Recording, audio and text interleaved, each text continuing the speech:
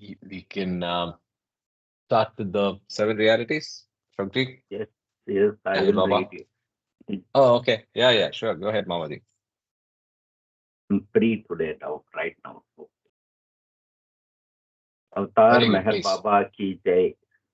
The seven realities: existence, love, sacrifice, renunciation, knowledge, control, and surrender.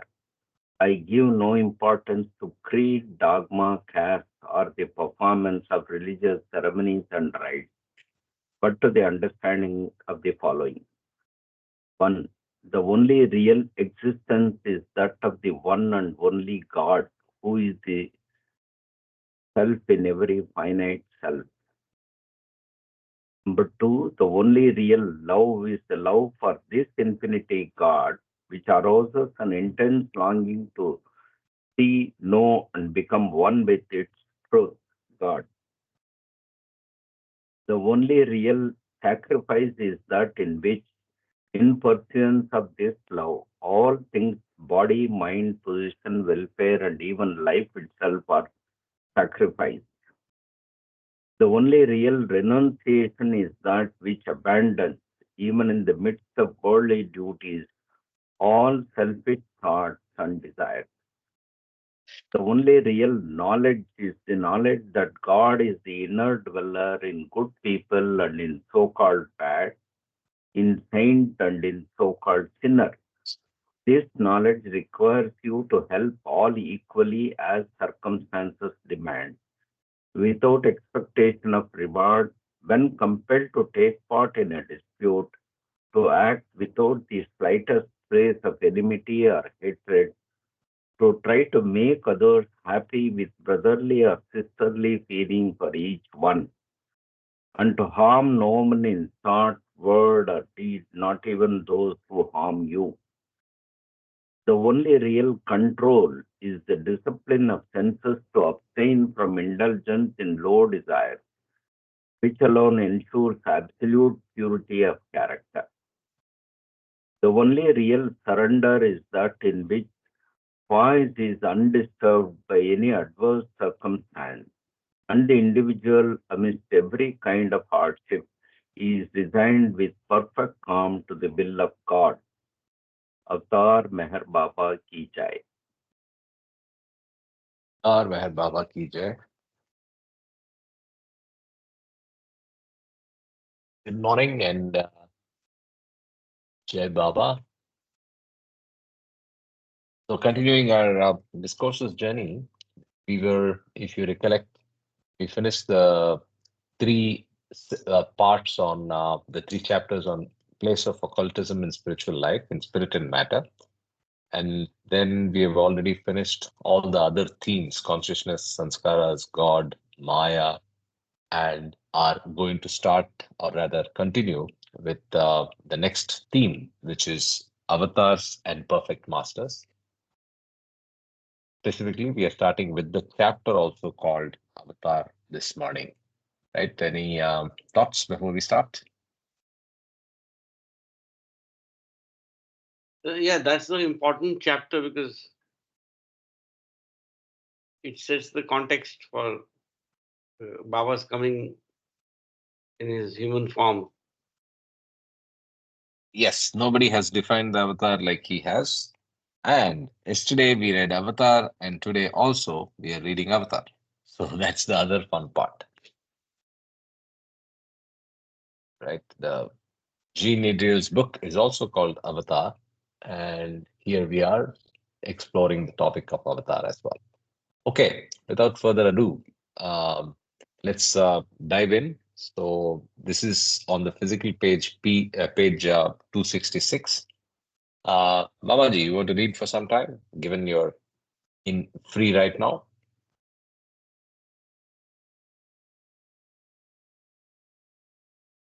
You are on mute.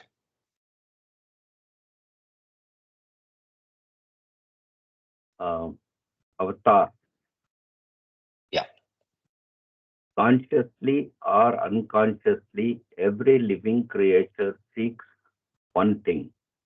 In the lower forms of life and in less advanced human beings, The quest is unconscious. In advanced human beings, it is conscious.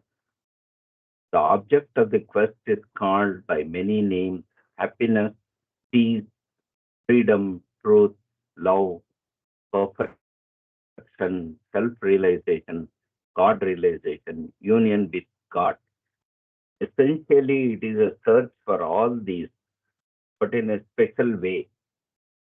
Everyone has moments of happiness, glimpses of truth, fleeting experiences of union with God, and what they want is to make them permanent. They want to establish an abiding reality in the midst of constant change. This is natural. Can you just go? Is Yeah. there a chapter heading? No. No, Okay. This is a this is natural desire based fundamentally on a memory dim or clear as the evolution of the individual soul may be low or high of its essential unity with God. For every living thing is a partial manifestation of God, conditioned only by its lack of knowledge of its own true nature. The whole of evolution, in fact, is an evolution from unconscious divinity to conscious divinity, in which God Himself, essentially eternal and unchangeable, assumes an infinite variety of forms, enjoys an infinite variety of experiences, and transcends an infinite variety of self-imposed limitations.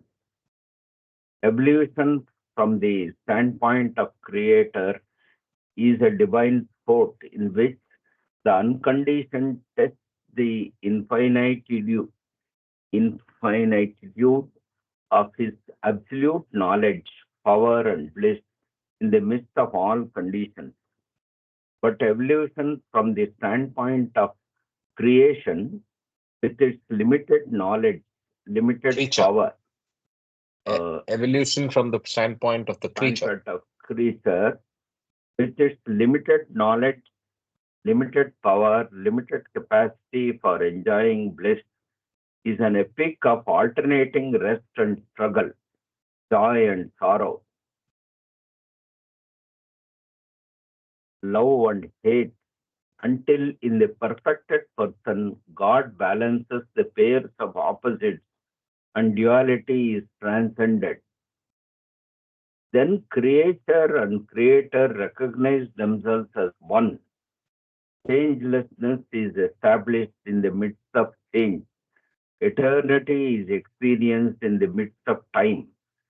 God knows himself as God, unchangeable in essence, infinite in manifestation, ever experiencing the supreme bliss of self-realization in continually fresh awareness of himself by himself.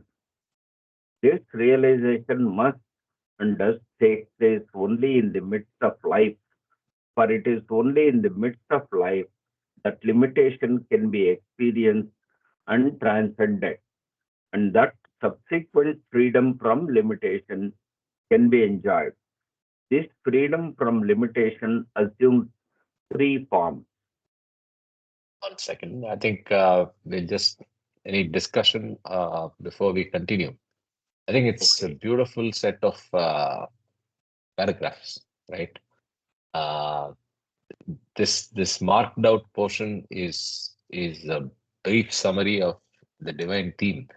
It's the brief summary of everything, right? And also very poetically expressed, very beautiful. Um, Now he's talking about the three the three forms of freedom from limitation. So that's Yes. where we are. Eh, Yeah. Okay. Most God realized souls leave the body at once and forever and remain eternally merged in the unmanifest aspect of God. They are conscious only of the bliss of union. Creation no longer exists for them. their constant round of births and deaths is ended. This is known as moksha, ordinary mukti, or liberation. Some God realized souls retain the body for a time, but their consciousness is merged completely in the unmanifest aspect of God, and they are therefore not conscious either of their bodies or of the creation. They experience constantly the infinite bliss, power, and knowledge of God, but they cannot consciously use them in creation or help others to attain liberation. Nevertheless, their presence on earth is like a focal point for the concentration and radiation of infinite power, knowledge, and bliss of God. And those who approach them, serve them, and worship them are spiritually benefited by contact with them. These souls are called Mazub Se Kamil, and this particular type of liberation is called Videha Mukti, or liberation with the body.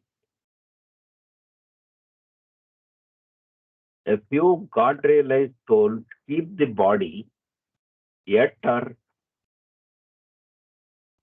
conscious of themselves as God in both His unmanifest and His manifest aspects. They know themselves both as unchangeable divine essence and as its infinitely varied manifestation. They experience themselves as God apart from creation, as God the creator, preserver, and destroyer of the whole of creation, and as God who has accepted and transcended the limitations of creation. These souls experience constantly the absolute peace, the infinite knowledge, power, and bliss of God.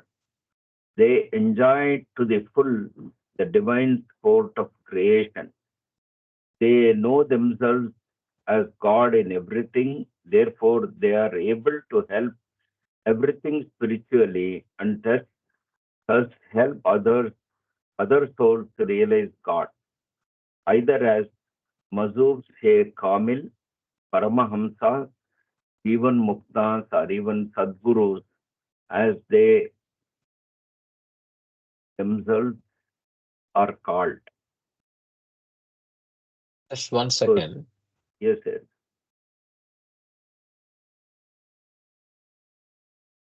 Yes, the second type are called Majzubs e Kamil, Videha Mukti, and Majzubs e Kamil appears here as well.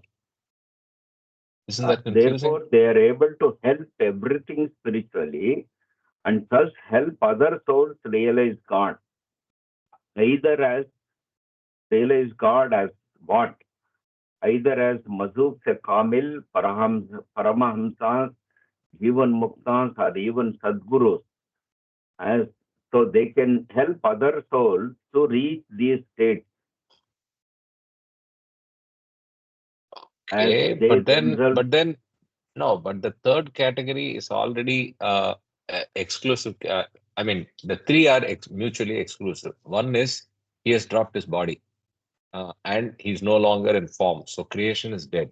Second, he is lost to creation, but he is in the state of God realization. That's Majzube Kamil or Videha Mukti, as we understood. If you go back and read here, Yes, some God realized soul retain the body for a time, but their consciousness is merged completely in the unmanifest aspect of God, and they are therefore not conscious either of their bodies or of creation. Right? So that's yes, Majzube Kamil. yes, Then he says, a few God realized souls keep the body, yet are conscious of themselves as God in both his unmanifest and his manifest aspects. So, just if you stop there, it looks like this is the classification of both avatar and perfect master, right? So right, and if you look at the description here, it includes paramahamsas and jivan no, muktas. no, no. Paramahamsas go It doesn't include. Read the sentence hmm, properly. They okay, they themselves. know themselves, they know themselves as God in everything, therefore they are able to help everything spiritually, okay, and thus help others. Other souls realize God. So Either as this Mazube classification. So when if I hear you right, when this last line is read, you're actually including all places where the categories of souls are able to help others. help others. So No, this Jay Baba, I Yeah, want to make Jay. a comment here. Yeah, I think that yeah, this Kama. paragraph needs to be reinterpreted, because remember, this was written between 1938 to 1942, and then God Speaks came in 1955, which has got a much more detailed and better explanation.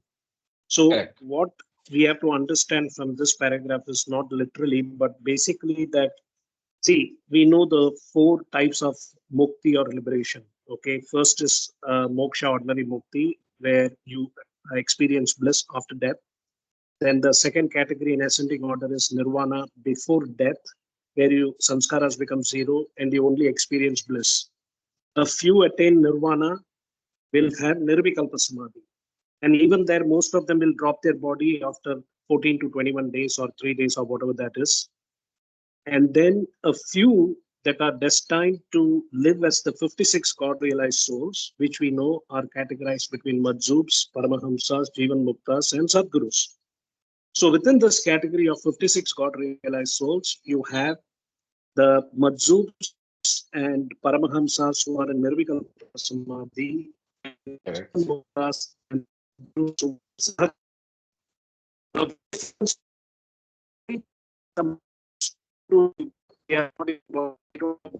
Your Your audio voice is is breaking, Kama. consciousness. Hold on. Can you hear me now? Hello? Yes, yeah, Hello? Can you hear me? yes, yeah. yes. Okay, so the point here is that within the 56 God realized souls, everybody's function is different. So technically, only the 5 Sadgurus can directly help humanity. The Jivan Muktas, we know that one type of Jivan Mukta can give self-realization to only one soul, One more. and another one called Akmal can give to many. Now that is a very rare form. So Paramahamsas and Majjubs are basically there because they are doing inner work. And the difference between a Paramahamsa and Majjub is the Majjub is only in God consciousness state, whereas the Paramahamsa is alternating between God consciousness and creation consciousness. So we know that the 56 God realized souls are there for a purpose to have certain functions. So this one is a very general statement, how it includes Majjubs and everybody, So I think we have to be very careful Understood. how you interpret that. So I think more than So be careful to take your comment in the right context, we have to, like you said, please, we have to note that this is better stated as you summarized yes, in God Speaks and in exactly the yes, way you said it now. And hence, though the three parts are, I mean, the three different classifications are brought out, it is a bit confusing and not as conclusive and definitive as God Speaks. correct. In fact, there you will see some discrepancy in some of the statements between Nirvana and Nirvikalpa Samadhi, absorption in divinity. And, there is a difference between Nirvikalpa Samadhi and Nirvana. But in the types of meditation, there is a table, which when we Yeah, come to that, I will inform you on that. But coming back to the first two paragraphs, I think the most important takeaway of this chapter is the purpose of creation is going from unconscious divinity to conscious divinity. correct. So what we are seeing out here is everything is divine, everybody is divine. As from the Parvardigar prayer, we know that everything in the universe has divinity in it. It is just that the consciousness of each Atma, depending on which kingdom it is going through evolution. And then in the human form, we are going through what we call as spending sanskaras and reincarnation and unwinding sanskaras in involution. So the whole idea is that we are unveiling ourselves. There is nothing new to achieve. except we are just shedding the ignorance that we have, when we got entangled during the evolution of consciousness with sanskaras. So I think one of the most important definition about creation is going from unconscious divinity to conscious divinity in human form. Hey, Baba. Thank you. Okay. Very, very I clear. think somebody else should start reading. Sure. I have company here. Oh, nice. Okay. So, yeah. So let me continue. There are 56 God realized souls in the world at all times. They're always one in consciousness. They are always different in function. For the most part, they live and work apart from and unknown to the general public, but five, who act in a sense as a directing body, always work in public and attain public prominence and importance. These are known as Sadgurus or perfect masters. In avataric periods, the avatar, as the supreme Sadguru, takes his place as the head of this body and of the spiritual hierarchy as a whole. There is an asterisk. Every advent of the avatar, the God man, the Messiah, the Buddha, the Christ, the Rasul, is the direct descent of God on earth in human form as the eternal living perfect master. The five Sadgurus of the age precipitate this advent once in a cyclic period of 700 to 1400 years. For details, see God Speaks by Meher Baba. Okay, let's go back. Avataric periods are like the spring tide of creation.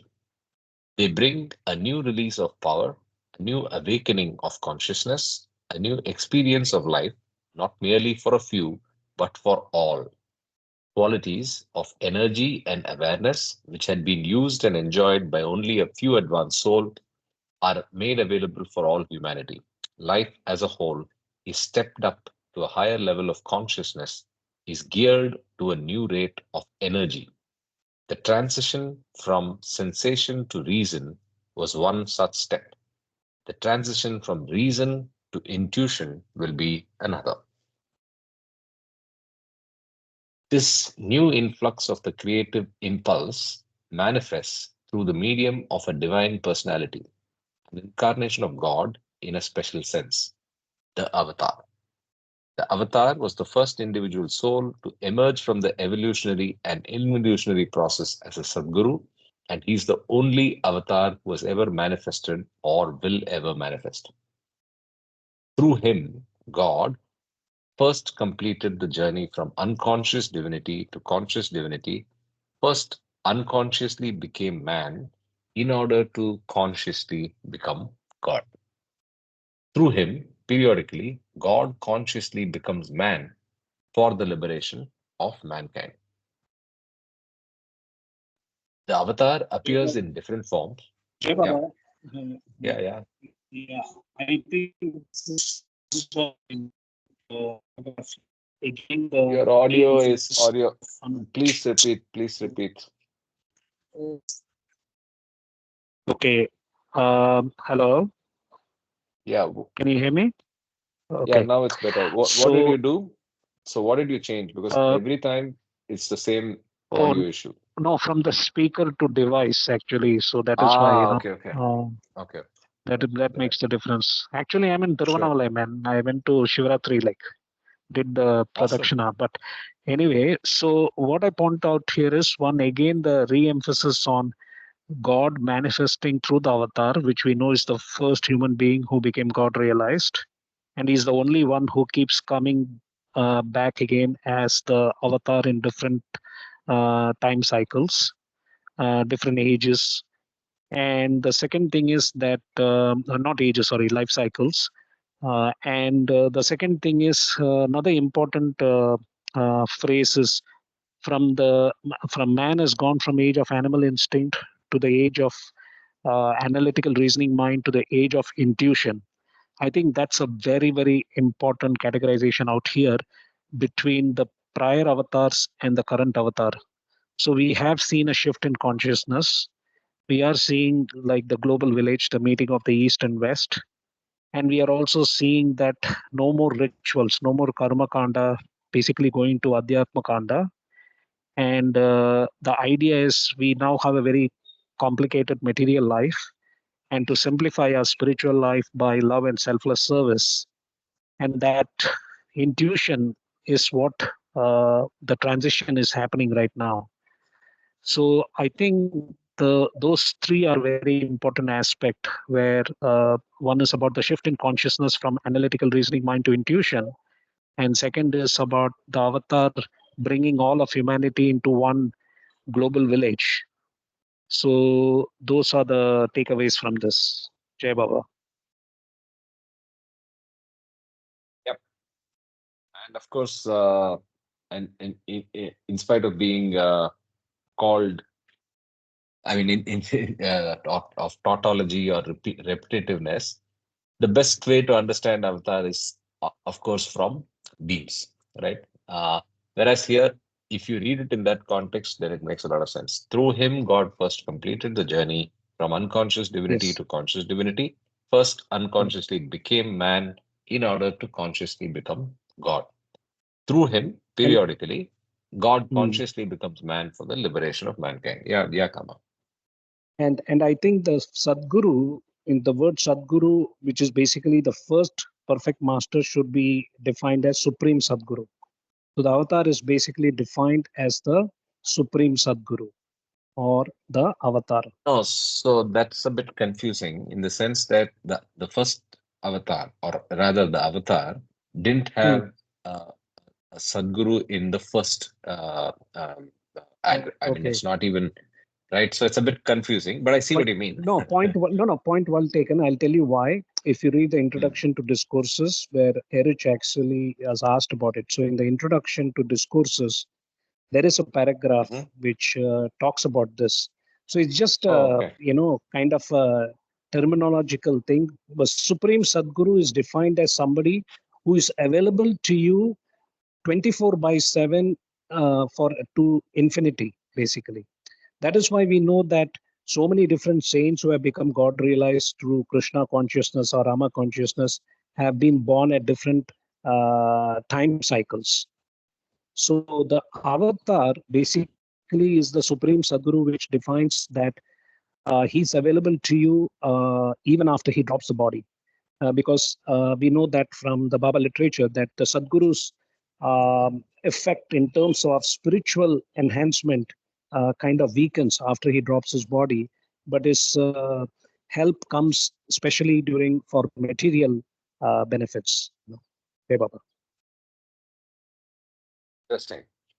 So you're saying this is in this question and answer are treated in the introduction Yeah, to discourses itself, right here. yeah, Okay. yeah. Have a look at the introduction. I think it is the second last page of the introduction, second last or Okay. third last page. So I think we'll Can just I finish this and go finish back. this and go Or do look you at want to? it? Yeah. Yeah, exactly. So by the way, I know Mamaji already asked. So there are no. So if you go to Trello, I was wondering if there was an error. So there are actually no subsections or parts names here, right? Meaning? So I mean section headers, the paragraph headers, Oh, okay. Subtitles. So, which is subtitles. Yeah. Oh, okay, we'll call it subtitles. That's what we use.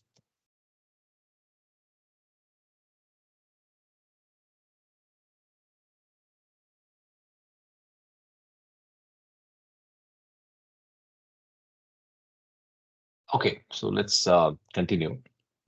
The avatar appears in different forms, under different names, at different times, in different parts of the world.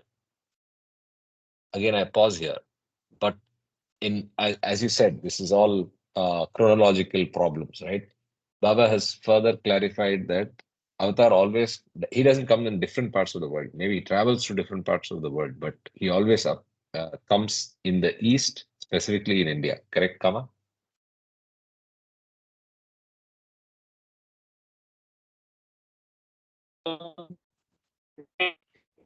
Can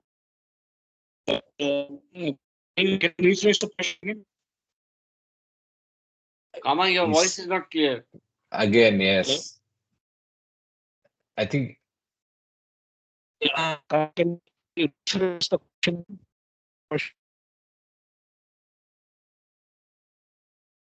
the line reads, the avatar appears in different forms under different names at different times in different parts of the world. I don't think he appears in different parts of the world, right? He appears No, it does only. not. No, because if you look at Christ is Muhammad is in Arabia. Christ was in Jerusalem. Zoroaster was in Persia. Next And would there are be a in lot of mini Japan. avatars which we don't know about. Oh, next would be in So Japan. maybe next one.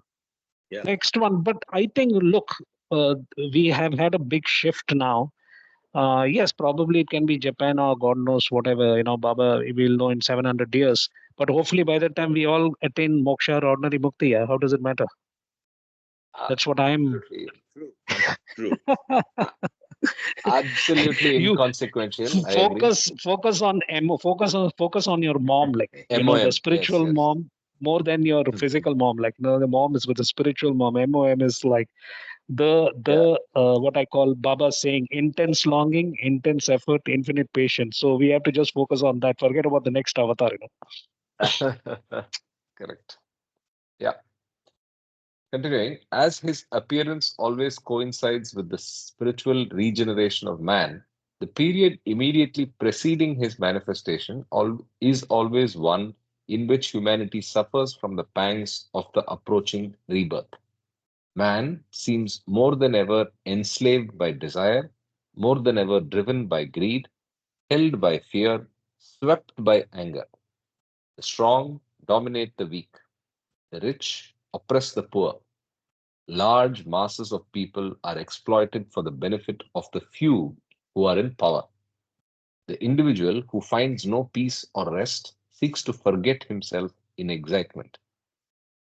Immorality, increases, crime flourishes, religion is ridiculed, corruption spreads throughout the social order. Class and national hatreds are aroused and fostered. Wars break out. Humanity grows desperate. There seems to be no possibility of stemming the tide of destruction. At this moment, the avatar appears. Being the total manifestation of God in human form, he is like a gauge against which man can measure what he is and what he may become. He proves the standard of human values by interpreting them in terms of divinely human life. He is interested in everything but not concerned about anything. The slightest mishap may command his sympathy, the greatest tragedy will not upset him. He is beyond the alternations of pain and pleasure, desire and satisfaction, rest and struggle, life and death. To him, they are equally illusions that he has transcended, but by which others are bound, and from which he has come to free them. He uses every circumstance as a means to lead others toward realization. He knows that individuals do not cease to exist when they die and therefore is not concerned over death.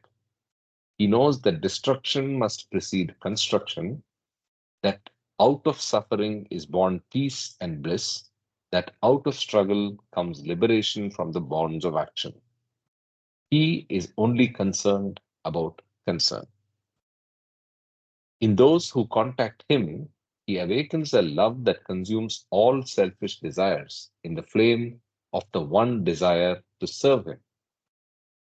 Those who consecrate their lives to him gradually become identified with him in consciousness.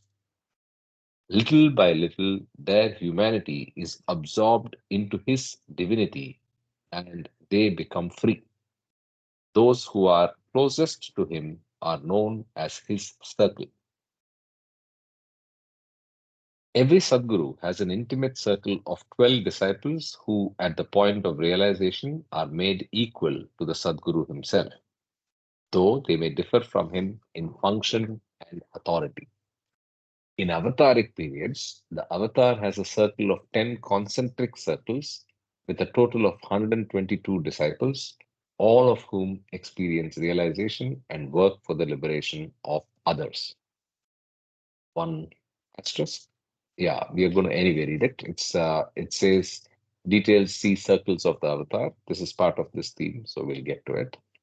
The work of the avatar and his disciples is not only for contemporary humanity, but for posterity as well. The unfoldment of life and consciousness for the whole avataric cycle, which had been mapped out in the creative world before the avatar took form, is endorsed and fixed in the formative and material worlds during the avatar's life on Earth. The avatar awakens contemporary humanity to a realization of its true spiritual nature, gives liberation to those who are ready, and quickens the life of the spirit in his time. For posterity is left the stimulating power of his divinely human example, of the nobility of a life supremely lived, of a love unmixed with desire, of a power unused except for others, of a peace untroubled by ambition, of a knowledge undimmed by illusion. I think a line worthy of being marked out. Yes, yes. Just amazing. I'm going to read it again.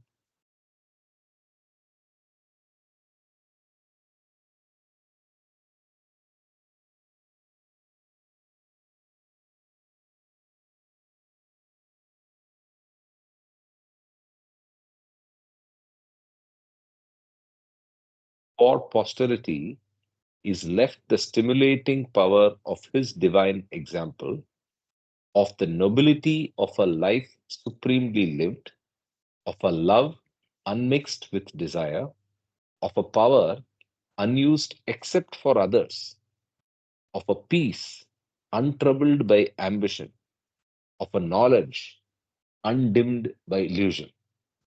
So we'll just go one by one. This is beautifully expressed.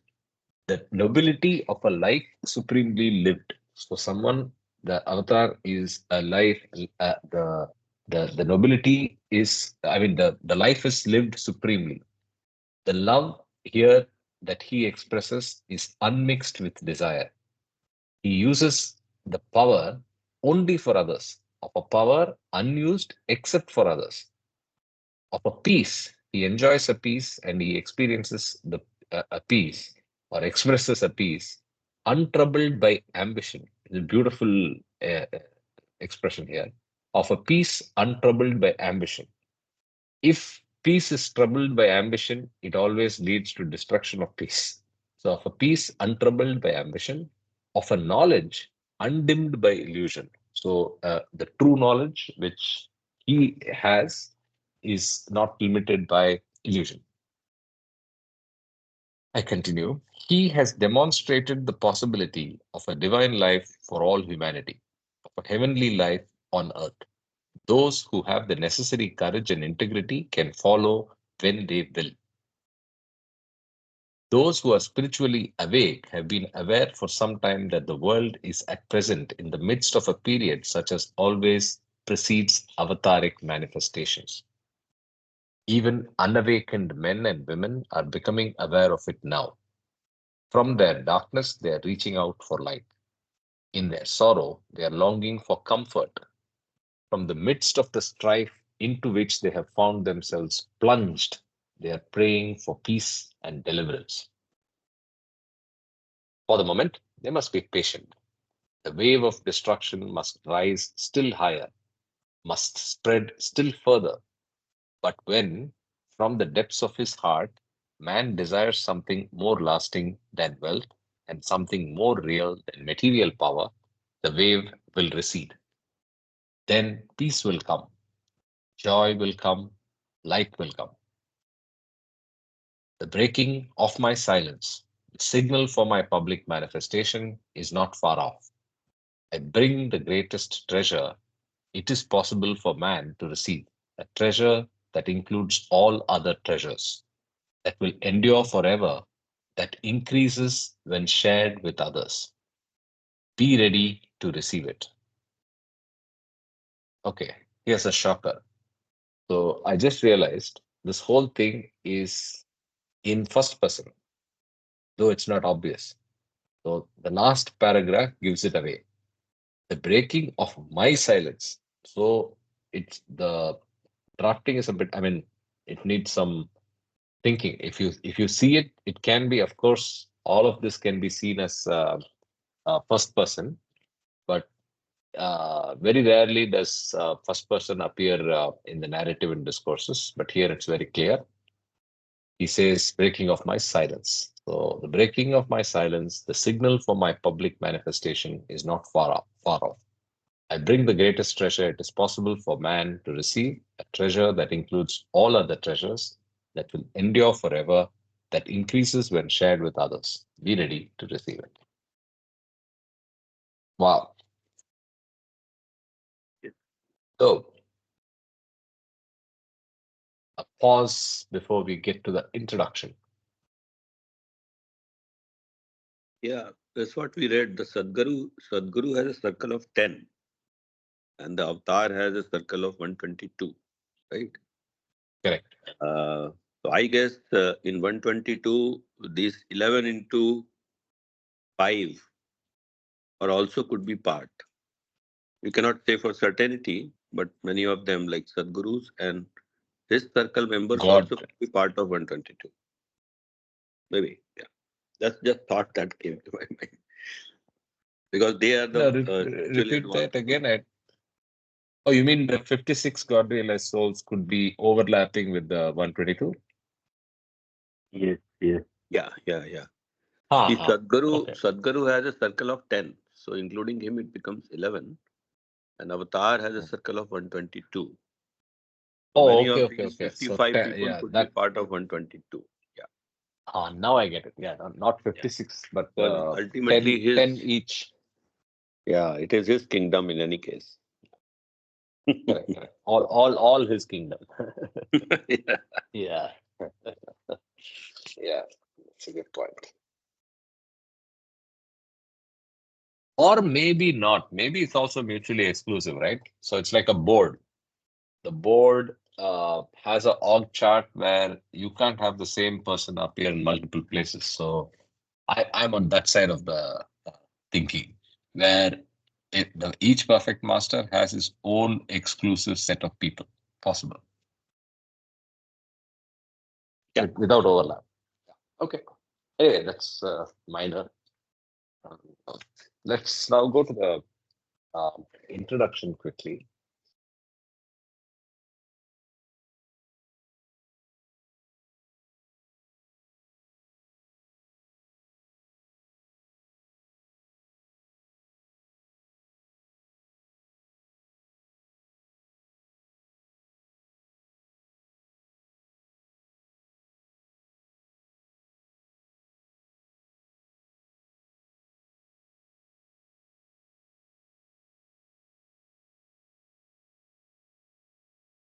Is it the introduction or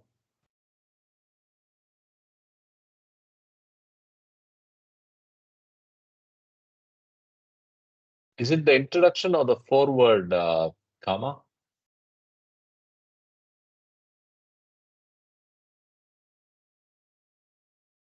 Um, Or Erich? oh, Because I the think foreword is introduction. drafted by Erich. It's the introduction Okay, where so this is Meher the Baba's foreword. where Meher Baba's life is being described, and then you Yes. can keep going, and it will be, I think, in the second last or third last page.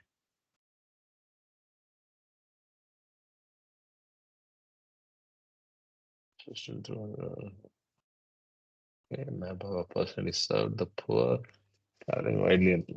Keep going. Okay, in essence, okay, history of man's social discourses. As That's described in detail, yeah. yeah, This is the one? yeah, yes. What a man, man. You're something. As described in detail. Hold on, let me magnify a little.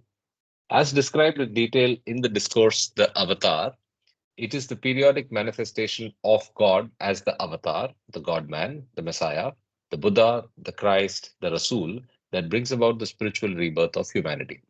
For it is the avatar who releases the spiritual dispensation that assumes unlimited dimensions. Independent of the grace of the perfect master, the grace of the avatar flows to all alike at every step toward the truth, provided there is intense love and longing for God. It is not just during the period of his physical presence that the guidance and grace of the avatar are available. He is not only for contemporary humanity during his advent, but for posterity as well.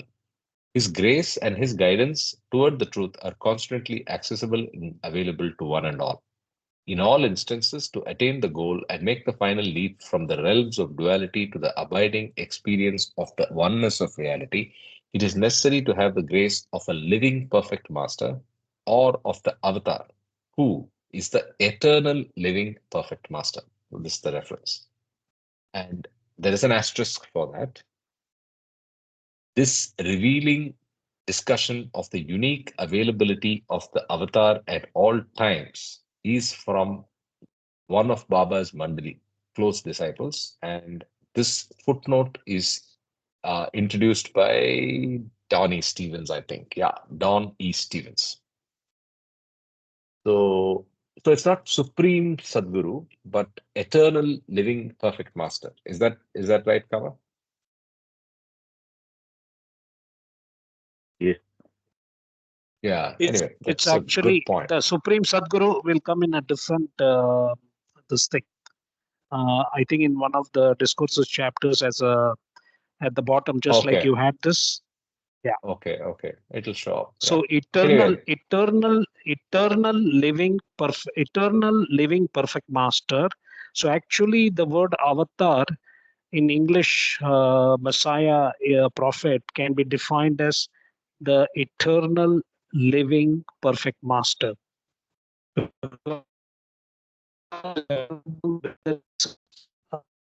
speakerphone.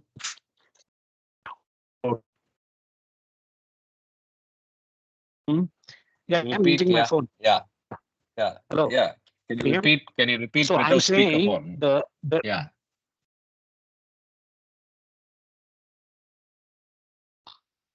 I'm on device. So the point here is that the Supreme Sadguru or eternal living perfect master is the avatar. That is the right definition, because the perfect masters also drop their body, but the avatar is eternally available both in form or in his formless aspect, because he comes into form as God man every 700 to 1400 years.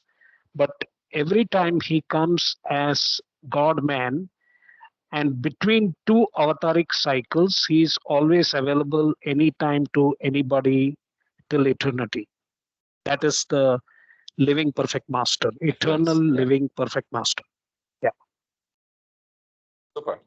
So let's just put a footnote in there, a cross reference rather. So this is on enter page number.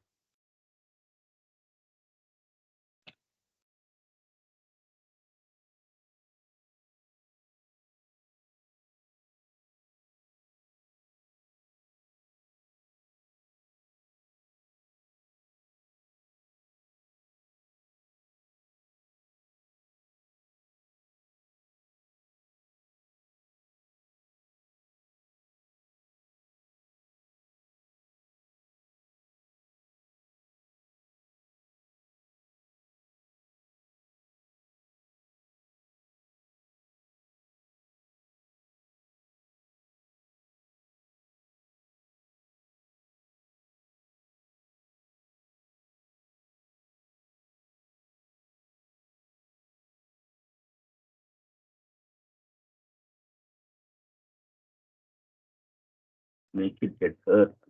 Yeah. Okay.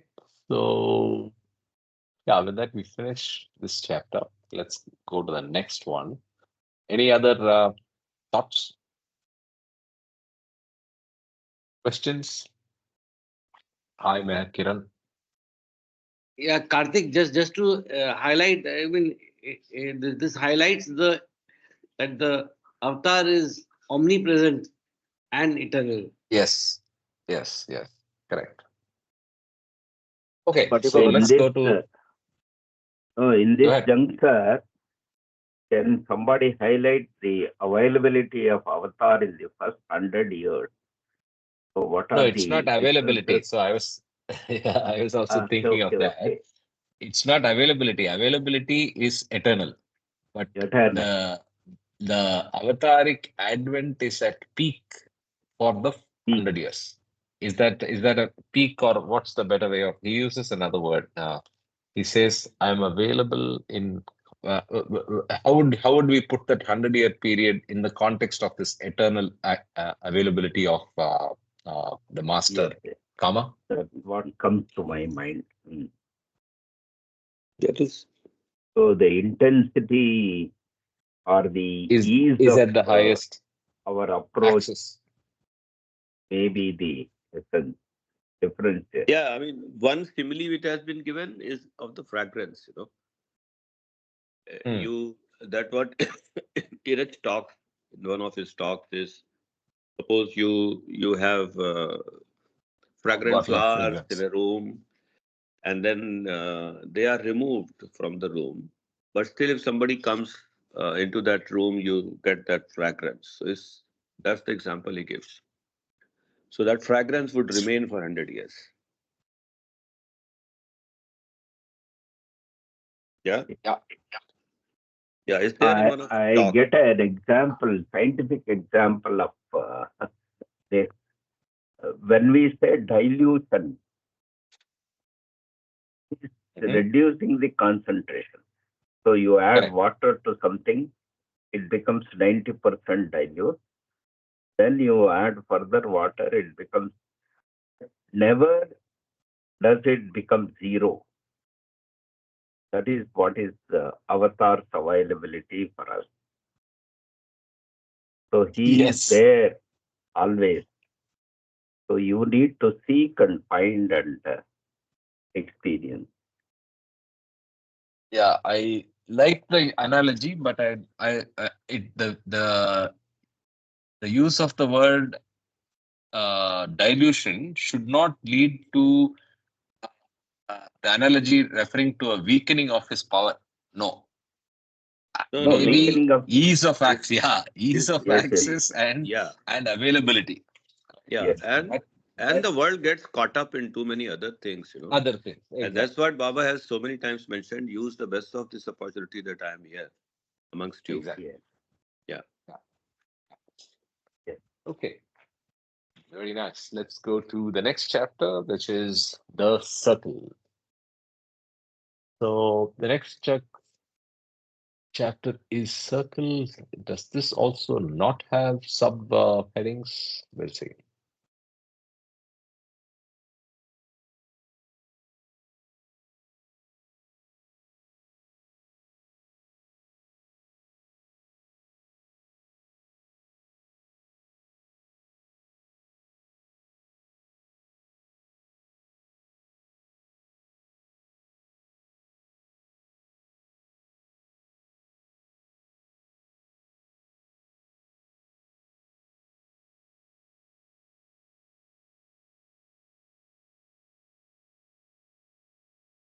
Oh, okay, this is not the chapter. Sorry.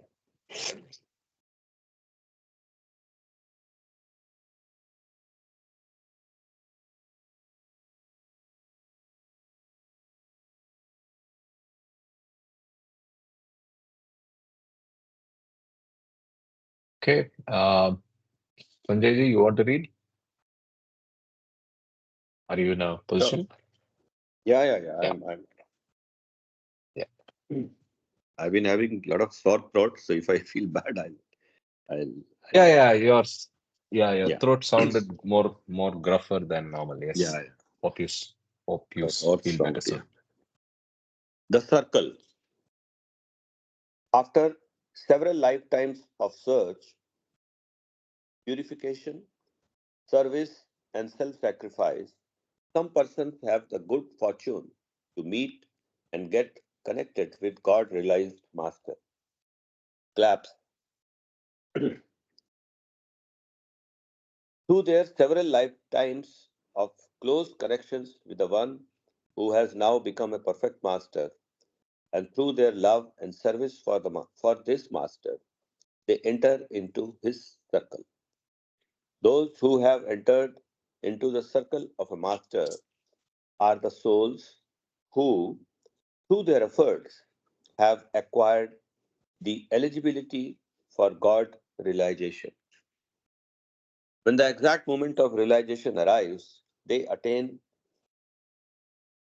it through the grace of the Master. You can go up a bit. Yeah. Go up a bit more. Yeah. So So the now, subtitle is Entering Circle of Perfect Master. The next subtitle is Prarabdha Sanskaras. Yeah, go ahead. yes. All actions in the world of duality are prompted by sanskaras of duality. Consciousness of duality implies the working of the impressions of duality. These impressions of duality first serve the purpose of evolving and limiting consciousness, and then they serve the purpose of liberating it so as to facilitate self knowledge or God realization.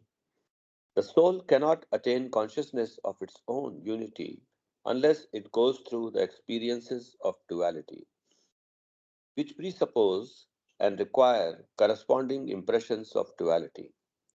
From the very beginning till the very end, the soul is subject to the momentum of impressions, which constitute the destiny of the soul. These impressions are called prarabdha sanskaras. These prarabdha sanskaras always relate to the opposites of experience. For example, the sanskaras of greed and its opposite, the sanskaras of lust and its opposite, the sanskaras of anger and its opposites, the sanskaras of bad thoughts, words, and deeds and their opposites.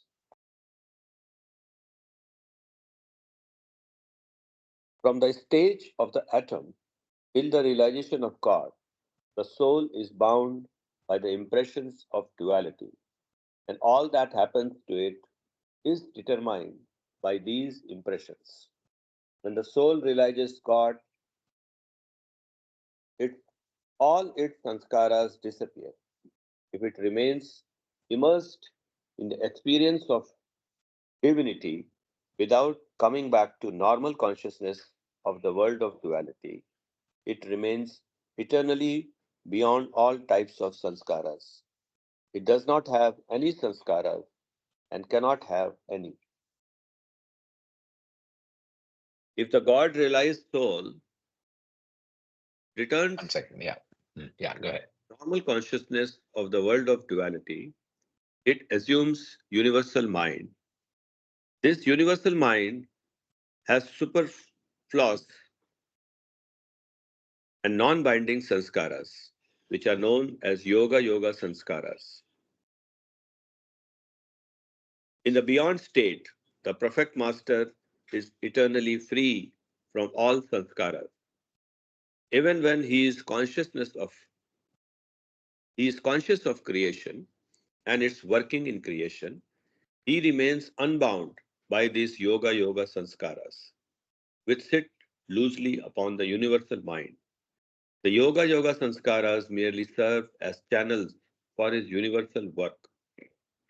They do not form a restricting chain to his consciousness. The yoga sanskaras are automatic in their working. All the specific contacts and links to which the man God responds in his work are ultimately based on these yoga sanskaras. They do not create a wheel on the universal mind. They do not constitute cloud of ignorance. They only serve as a necessary framework for the release of definitive action. This is function of Yoga Sanskaras. Through these Yoga Sanskaras, the universal will of God is particularized in its expressions. Any action released in the world of space and time must be in relation to a certain definitive situation or set of circumstances. These must always be some reason. There must always be some reason why a response is given to one situation rather than another, and why it is given in one way rather than another. The basis for the self limitation of the actions of a soul in a spiritual bondage is in its prarabdha sanskaras, which are binding. The basis for the self limitation of the actions of a soul that is spiritually free, that is spiritually free in its yoga sanskaras, which are non-binding. Yeah, I think we should talk about it. I think Exactly. what Very learning comes to is that whatever we are doing is also out of our prarabdha sanskaras, and in the same way, what others do to us is also because of their prarabdha sanskaras. And if we have this knowledge, we can, I think, better adjust to uh, others' behavior to us, and also work upon correcting our behaviors to others. Both ways, actually. And whatever results, outcome comes out of these interactions, we can, absorb it with not generating further sanskaras, if we make a say so. Yeah, yeah, Baba. correct. That's a correct. I agree with that comment. Coming to yoga sanskara, so is another way of looking at yoga sanskaras as, especially if you see the highlighted portion. Uh, so is it to be taken as something which is um, like the operations of the divine law, right? The four-tiered structure of hierarchy of laws that operate the whole of creative universe. So it's like that. So it's basically the principle on the basis of which everything is happening, right? So it's not random, right? Is that another way of understanding this? Yeah, yoga sanskaras of the sanskaras of the God realized people, as I have understood reading these two Non-binding. paragraphs, and they are non-binding, but they are needed for him to function in the world of duality that he transcends himself into. You know, he needs he needs to operate the system, right? Though he's Correct. detached with the system, He's as if beyond. you are, yeah, as if running a company run by a CEO who is God realized, So though he is detached, but he needs to have that kind of acumen, or need to have sanskaras which help him to operate the organization. It's like that. They are yoga I think sanskaras. in He this cannot be context, impressionless. If he doesn't have any sanskaras, then how will he operate things? yes, Correct. in this context, if you just imagine a Mazub and a Sadguru, so the difference is Mazub doesn't have anything. He doesn't have sanskaras. He doesn't experience anything. He doesn't have function also. Whereas a Sadguru needs to act, so he needs to have some operating mechanism. That is the yoga samskara. Correct. Yeah, that's a good another distinction. So Yes. otherwise, both are the same, but perfect master has and for duty he has certain operating principles or Yes. uh, uh, whatever. Like Sanjay ji said, he needs something to based on which he performs, and Yes. those rules are the yoga sanskaras. Yes. Only exceptional property of this is it is not binding on him. It doesn't add to his sanskara. It is Correct. only operating system to affect something, but it doesn't bind him.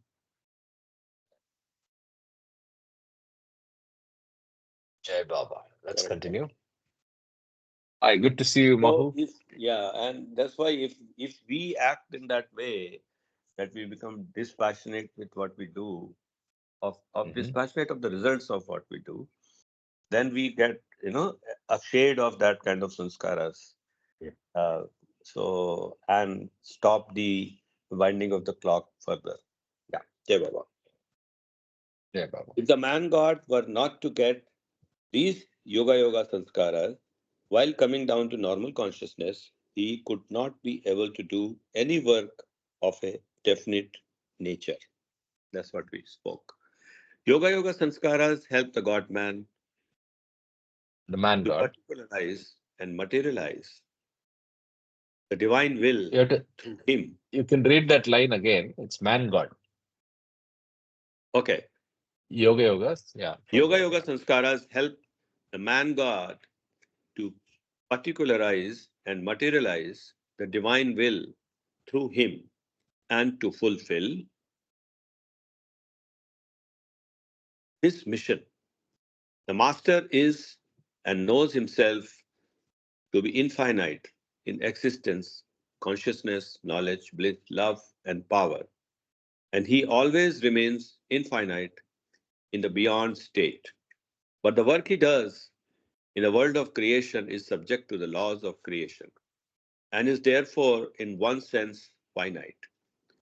Since his work is in relation to the unveiling of hidden infinity and divinity in everyone, and since the realization of his infinity and divinity is the only purpose, realization of this infinity and divinity is the only purpose of the entire creation, his work is infinitely important. However, when it is measured by the standard of result, it can only be like any work possible in the world, so much and no more.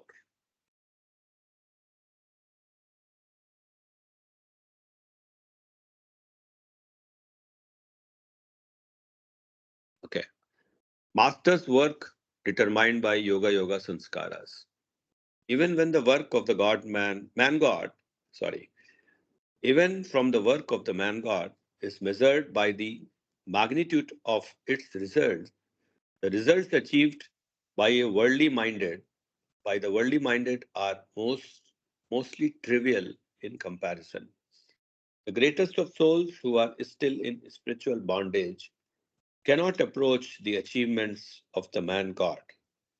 The master has behind his work the infinite power of God, while the worldly person is working with the limited power available to him through his ego mind. A man God may sometimes end his incarnation after achieving some limited task.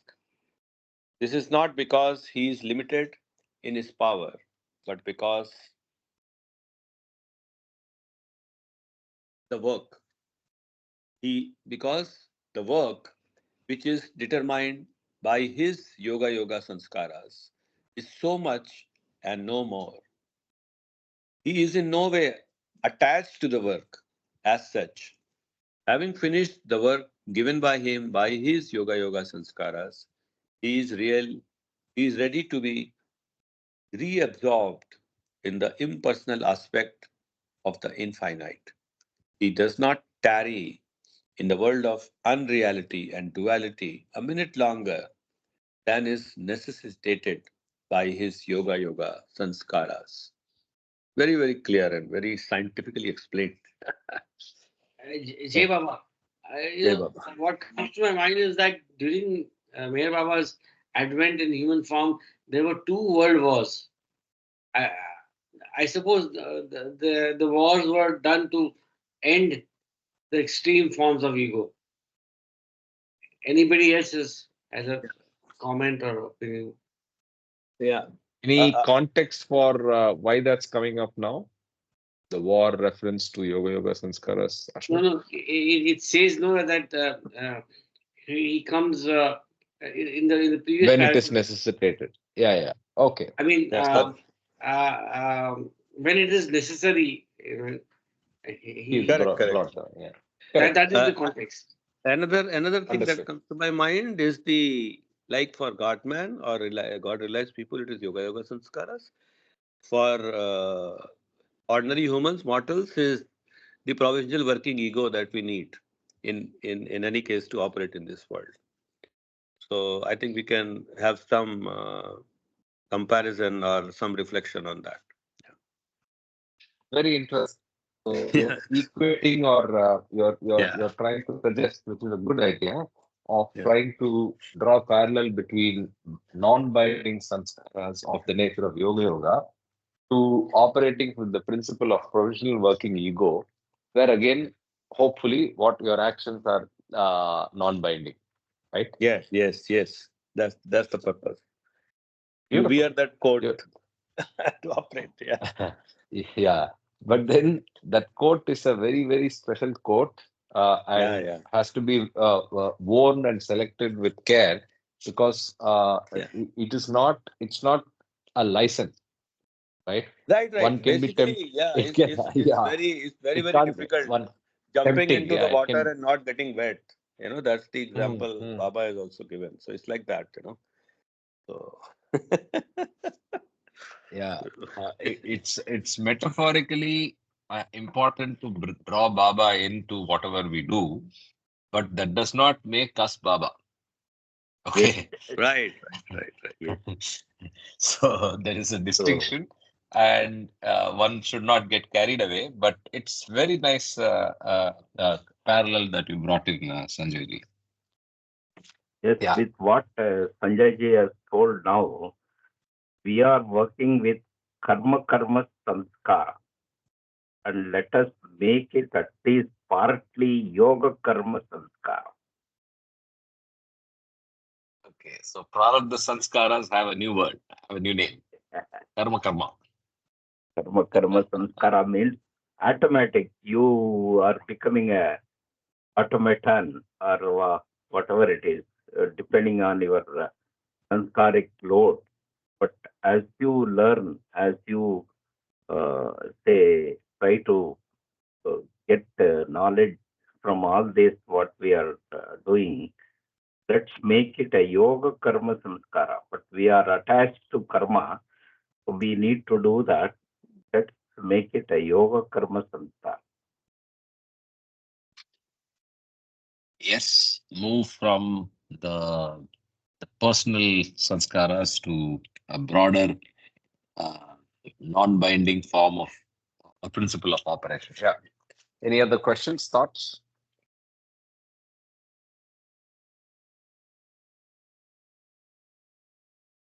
Okay. Let's continue. Yeah. So I start from in the Beyond beyond. state. Yeah. In the beyond state, time, space, and the whole world of phenomena are non-existent. Only in the phenomenal world of duality is there space, time, and operation of the law of cause and effect. When the perfect master works in the sphere of duality for the upliftment of humanity, his work becomes subject to the laws of time, space, and causality. Causality. Yeah. From the point of view of external work, at times, he appears to be limited, though in reality, he is at all times experiencing the oneness and infinity of the beyond state. Though he himself is beyond time, when he works for those who are in duality, time counts. Yeah, that's the beauty actually. Baba was beyond time and he was so particular on time. He Mm. used to get upset when people didn't keep the time. Yeah. Yes, yes. The Master's universal work for humanity in general goes on without break through the higher planes. When he works for the members of his circle, his action follows a timing he himself fixes with utmost care. For it has to be precise and definitive, indefinite intervention in the mechanical working out of their sanskaras. He works for the circle at fixed times. Therefore, those who, in following the instructions received from the master, abide by the timing given by him, have the benefit of his spiritual work. From the His standpoint special work. for his special work, from Of the his special work. standpoint Yeah. of the special task the master sets for himself, time becomes an extremely important factor. The special work that the master undertakes in relation to the members of his circle not only touches and affects these members themselves, but also those who are closely connected with the members of his circle.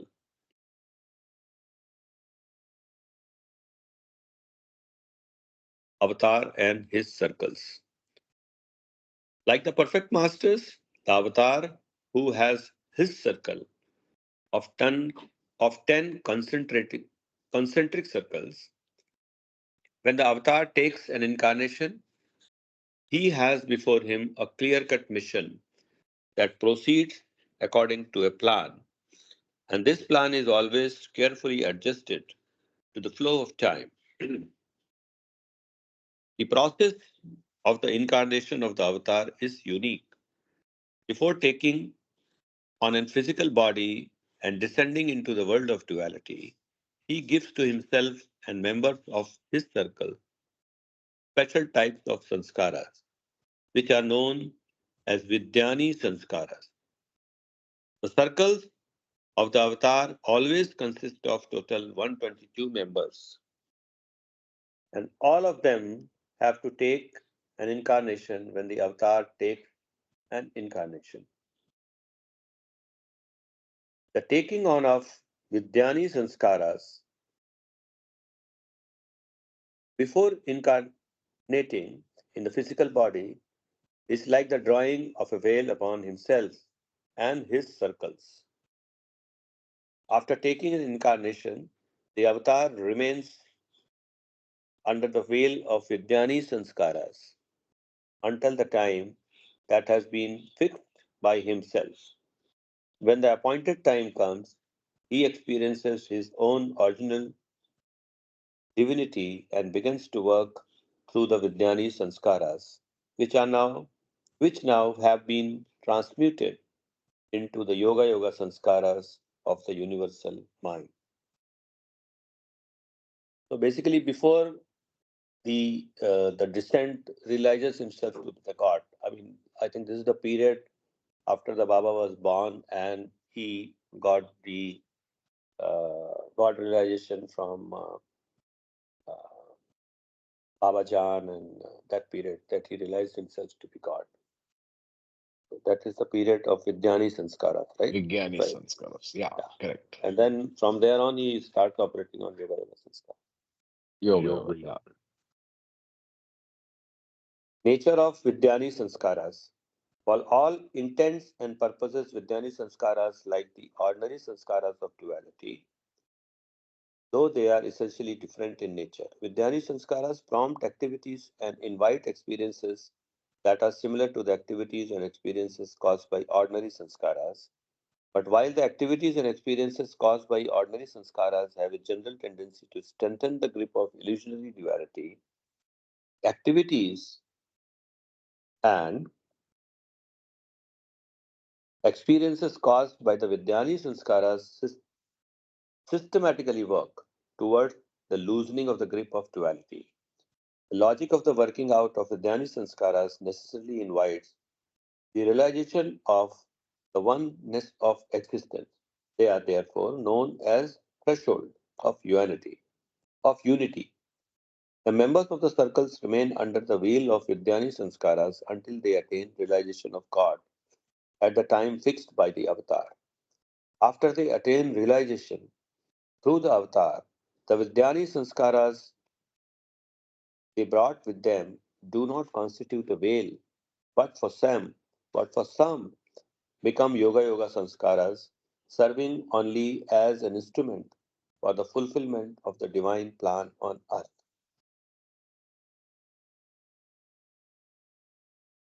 Difference between Vidyani and Yoga Sanskaras. There are important differences between the Vidyani and Yoga Sanskaras. Though Vidyani Sanskaras ultimately work towards the realization of unity, they cause the experience of being limited until realization. Yoga Sanskaras come after realization and do not in any way interfere with the experience of infinity, which is above duality, although they serve as instrument for enabling and determining responses and activities in the dual world. The working out of Vidyani Sanskaras contributes towards one's own realization, while the working of the Yoga Sanskaras contributes towards the process of realization in others who are still in bondage.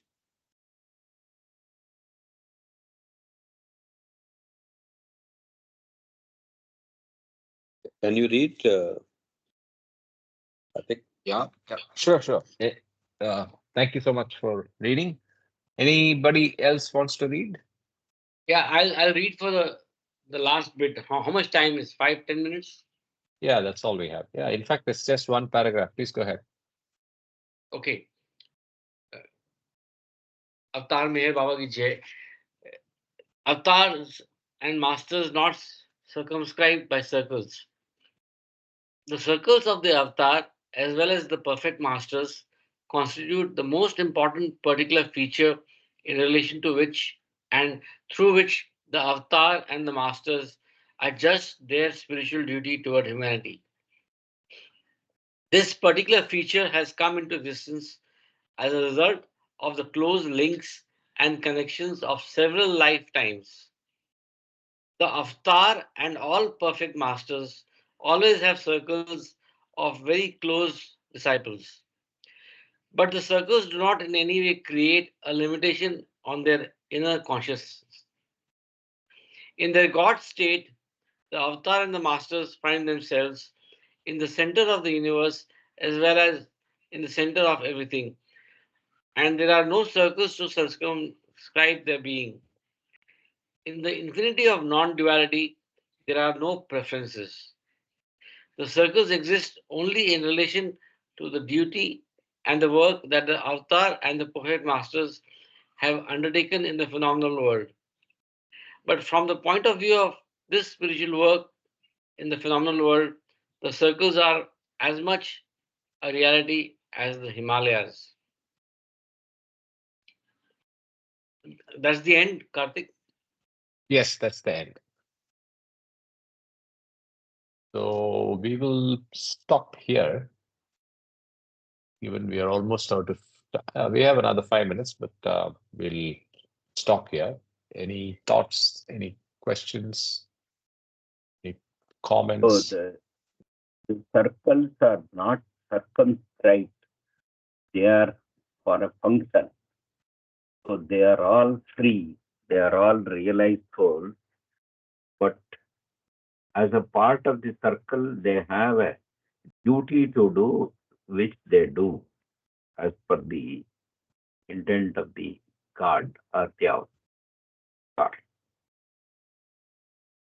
True, and they impose no limitation. They impose no restriction. But at a level, they have real existence. They are people. They are around him.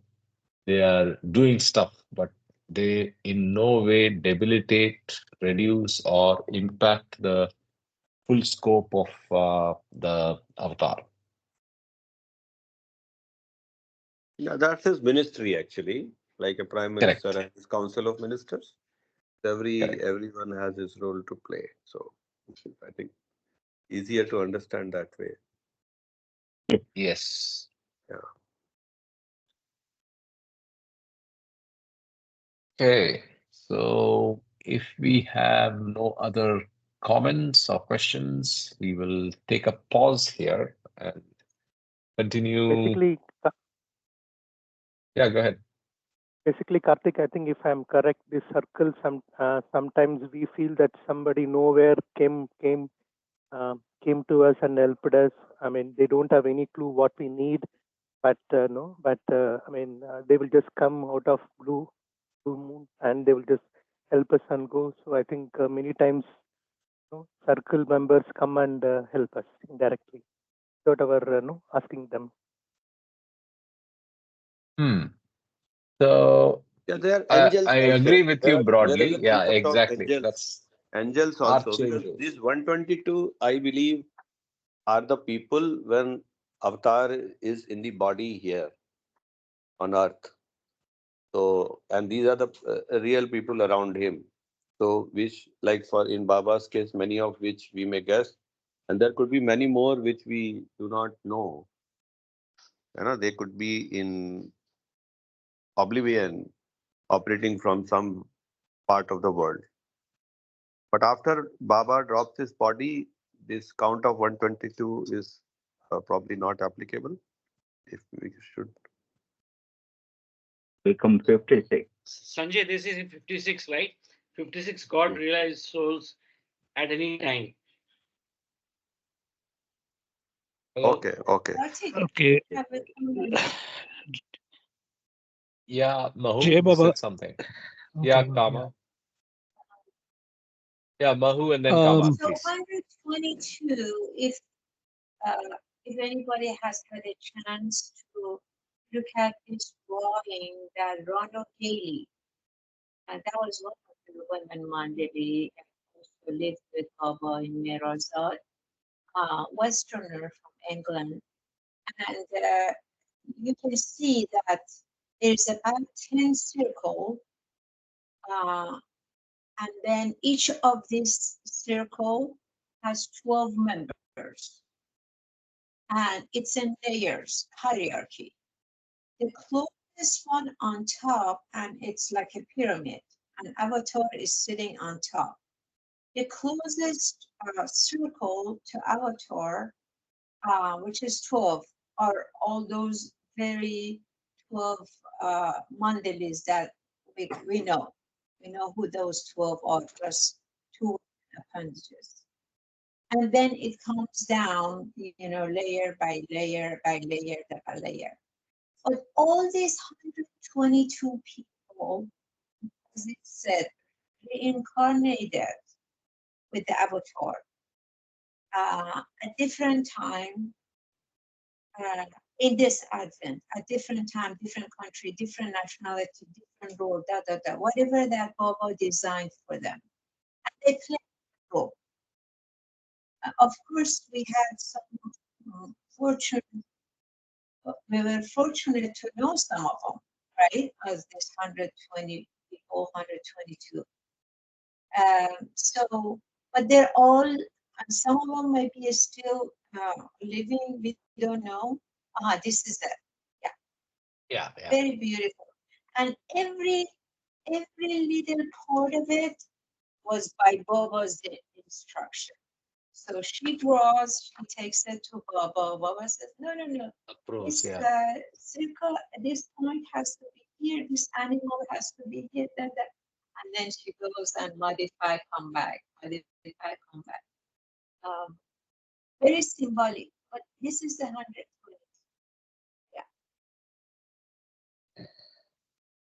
Yeah. Like what Parks says, I'm reminded of the wedding cake though, whenever I see this. So we'll call it the wedding cake circles. Yeah. Oh, yeah. Yeah, Kama.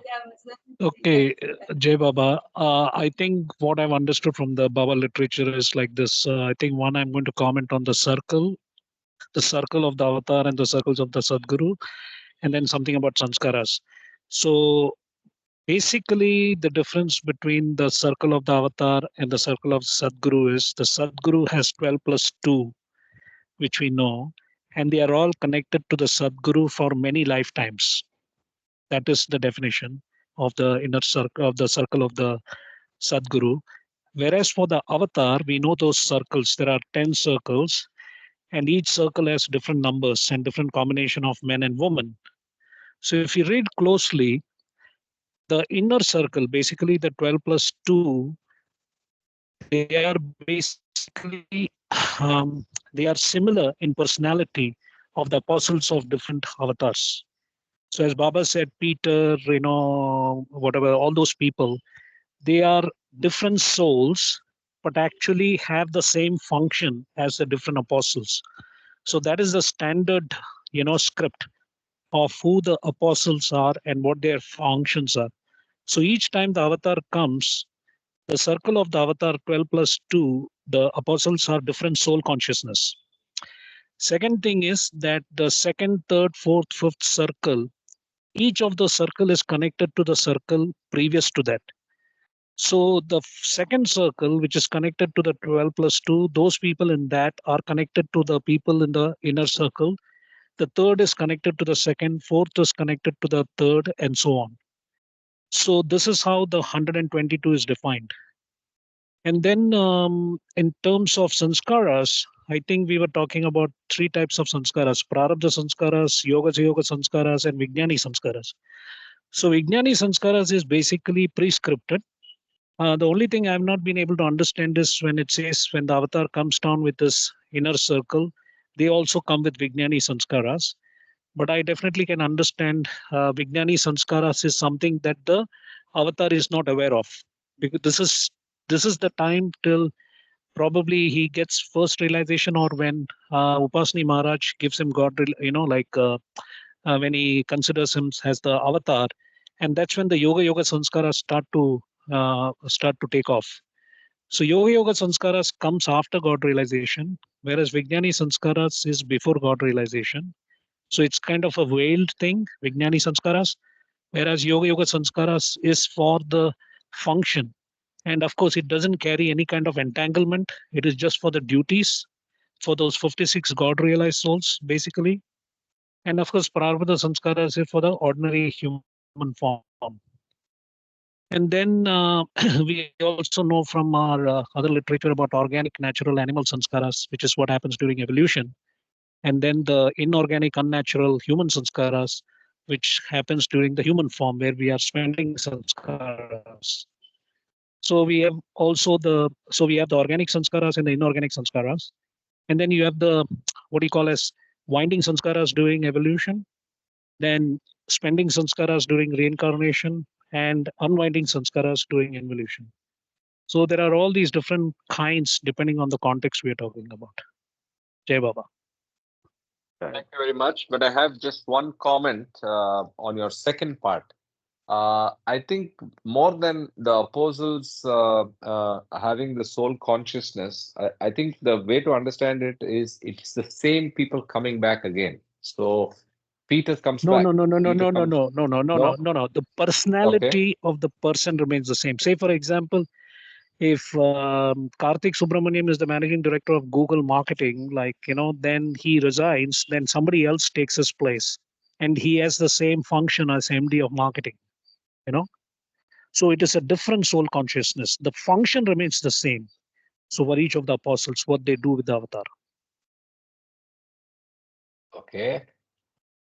So See, so this is each what is the time the avatar misleading part. comes, Yeah. So can I no, just no, no. read out? Each The time, circles of the avatar always yeah. consist of a total of 122 members, and all of them have to take an incarnation when the avatar takes an incarnation. I'm reading from the same chapter. Yes, the meaning for that will be the functionality will be taken up by this soul. But souls need not be the same. So Okay. so have we read all the avatar chapters? There are 3 of them. Circles No, of the no, no, avatar, no, avatar. no, Not yet. not Then yet. I think in the third one, you will get this clarification about the Okay. circle, about the personalities of the inner circle. The Peter Pan, whatever. Peter, yeah. Peter comes back, yes. It actually, it's more of a group that actually the role designs the personality, but each one of those circle members have a role to play for the avatar, for the creation, along with the avatar. And yes, like Mera, play the same role as Radha, and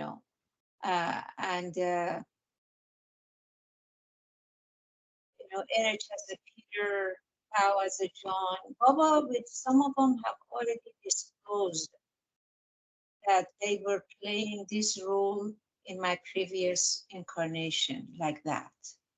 But No, I disagree. I disagree with that. The role remains the same. The soul self, the consciousness of the soul is different. So Erich's soul was not doing the same thing in the previous avatars. Erich's soul is different from the Peter's soul, which worked with Jesus. But their functions remains the same. The role what they perform, yes. No, because Baba played different role compared to Jesus. In fact, someone came and said Jesus did it. It says, but I am not Jesus. So the role, the way that Avatar in this Advent designed this incarnation and how the circle of 122 members come with him is based on the work, the universal work that he wanted to do at a different junction of time. And Lord Mayor talks about it from the beginning to the end. So, yeah, each one during the junction of the work that Avatar wanted to do, one of these circle were playing the role that they're supposed to, or function. I mean, I'm more familiar with the role than function, but pretty much the same duty. It's something that was designed for them, and they are playing that knowingly or unknowingly. Yeah, so like that. That's my understanding. So let's see that clarity in the circles chapter. We went way out of time, a little out of time, but I think it was worth it. Let's wrap up here. And yeah, so I'll stop recording, and all of you have a great week ahead. And let's catch up again in the coming week with the Avatar, the reading of Jean Adriel's book on Saturday.